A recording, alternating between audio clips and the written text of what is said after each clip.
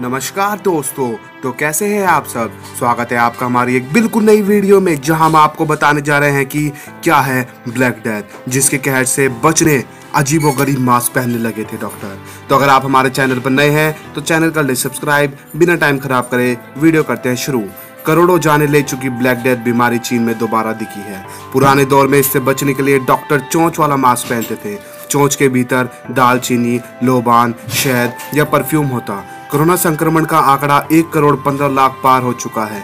एक तरफ वैज्ञानिक इसकी वैक्सीन बनाने में लगे हुए हैं तो दूसरी ओर चीन में ब्लैक डेथ यानी बुबोनिक प्लेग के 2 मरीज दिखे हैं। बीमारी के खतरे का अंदाजा इसी बात से लग सकता है कि तुरंत ही चीन ने अलर्ट जारी कर दिया, जो साल के अंत तक प्रभावी रहेगा। वैसे पहले भी ये प्लेग 3 बार हमला कर चुका है। तब डॉक्टरों की सुरक्षा के लिए पीपीआई किट भी नहीं हुआ करते थे। उस वक्त वे ऐसा मास्क लगाया करते थे जिसका मुंह चिड़िया की तरह था और लंबी चोंच बाहर निकली दिखती थी। कोविड-19 के फिलहाल तक कोई प्रभावी का दावा नहीं आई है। वैक्सीन की ट्रायल जारी है। ऐसे में ज्यादा से ज्यादा घर पर रहने की सलाह दी जा रही है। अगर बाहर जाना ही पड़े तो मास्क की अनिवार्यता है। लेकिन आज से सैकड़ों साल पहले भी संक्रामक बीमारियां फैलती थी। जैसे अक्टूबर 1347 में बुबोनिक प्लेग फैला। यह आज तक के इतिहास में सबसे संक्रामक बीमारी मानी जाती है, जिसने लगभग 20 करोड़ जाने ली।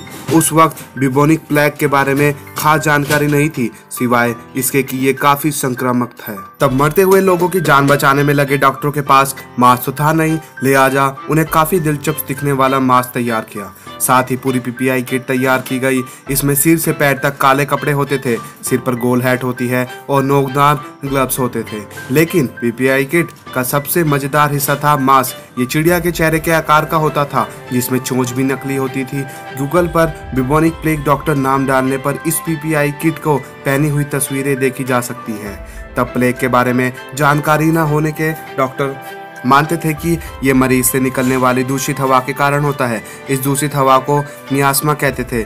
इससे ही बचाव के लिए वे लंबी चोंच वाला मास्क पहनते। चोंच के भीतर वे खुशबूदार चीजें जैसे दालचीनी, लोबान, शहद या परफ्यूम आदि रख लेते और तब मरीज के कमरे में जाते थे। उन्हें यकीन था कि खुशबू सूंघते रहने पर गंदी हवा उनकी नाक तक नहीं जा सकेगी और वे बीमारी से बच सकेंगे। चोंचदार मास्क बनाने का श्रेय फ्रेंच डॉक्टर चार्ल्स दे लॉम को जाता है। वे 17वीं शताब्दी में फ्रांस के काफी ख्यात डॉक्टर थे, जो राजाओं का इलाज किया करते।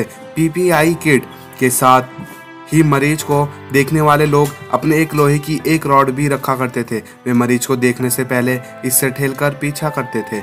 ये सोशल डिस्टेंसिंग मेंटेन करने की 17वीं सदी का तरीका था।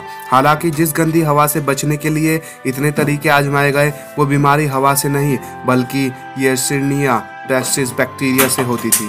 चूहों में पाया जाने वाला ये बैक्टीरिया मक्खियों के जरिए इंसानों में फैलता था। बीमारी की शुरुआत होती है साल 1347 के अक्टूबर से, जब 12 जहाज इटली के सिसिली बंदरगाह पर लगे। जहाज पर गए लोगों को परिवार उनके इंतजार में किनारे खड़े थे। जब तट पर लगने के काफी देर बाद तक जहाज से कोई नहीं उतरा तो नीचे इंतजार में खड़े लोग ऊपर पहुंचे। वहां का नजारा देखते ही चीखें निकल गई। जहाज पर लाशों का ढेर लगा था। कुछ एक लोग ही जिंदा थे। उन्हें उठाकर लाया गया और ठीक होने का इंतजार शुरू हुआ। जिंदा बचे लोगों की हालात भी ठीक नहीं थे।